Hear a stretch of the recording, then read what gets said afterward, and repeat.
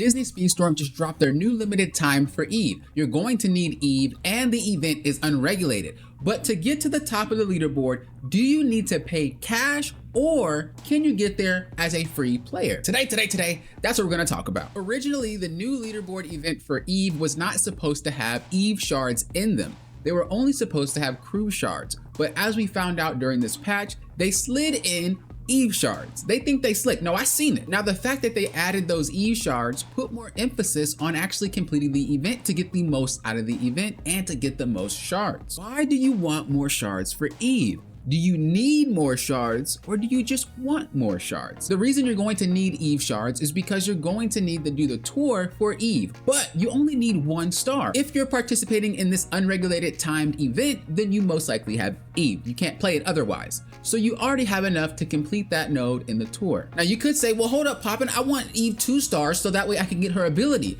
I'm not gonna climb her in ranked, I'm just gonna get her ability. Well, I'm glad that you said that because you don't actually need to pay a dime to get the ability. If you have Eve unlocked already, you actually have what you need to get her the 2 stars for free. So from the first Eve event, you could get a total of 10 shards. You most likely only have 5 shards if you don't have the additional characters they were asking for, such as Woody, Sully, Minnie, and all that. The second event, which dropped today, you will also get 5 shards from. This means by today, you already have Eve unlocked and you're at 0 out of 25 shards. Now you might be thinking, well, I do have Eve unlocked. I did the time trial event and it was horrible. I couldn't get a good time. I couldn't get a good placing. Like, how am I supposed to get more shards?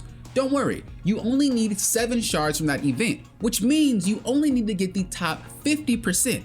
That's all you need. Now, I don't have a guide on how to get the top 10% because I don't usually like doing guides for unregulated. If it's a pay to win event, I feel like it's against my morals to make a guide for it because you obviously will not reach those times unless you pay money. I don't want to give you false hope.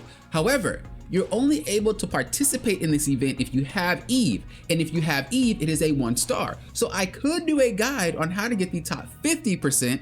I'll label it top 10% for you guys so you can see the run, but it will be a guide to get the top 50%. Let me know down in the comments below if that's what you want. I don't plan on making one, but if you guys really want one, let me know in the comments below and I will make a guide just for you. So we got the 5 shards from the first event, we got the 5 shards from the second event, and we're gonna get 7 shards from the leaderboard if we place top 50%. But where exactly are the other 19 shards gonna come from?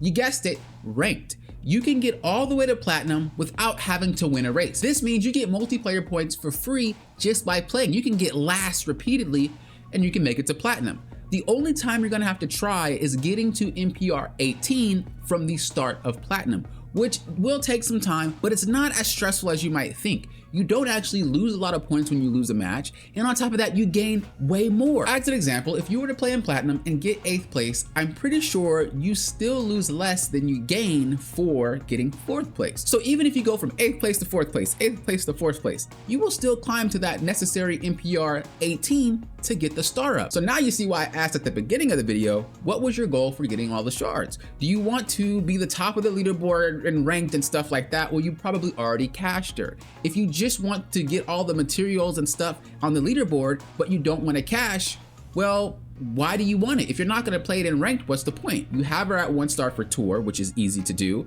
And if you want to star her up, you don't need to get that high. Realistically speaking, if you have Eve unlocked as a free-to-play player, or you just have Eve unlocked because you cashed her, but you didn't star her up, you don't actually need to spend any more money.